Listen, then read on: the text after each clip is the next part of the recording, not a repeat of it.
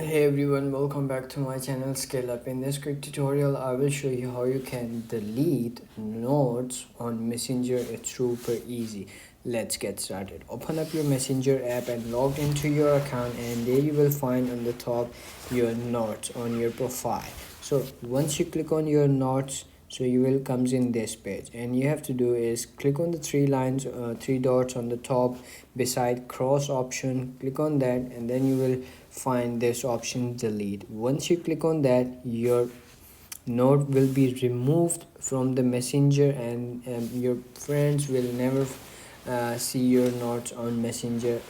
And that's it. If you found this video helpful, don't forget to like my video, subscribe my channel Scale Up, and also drop me a comment for more tips and tricks videos. Thanks for watching. See you in the next video. Have a nice day. Bye bye.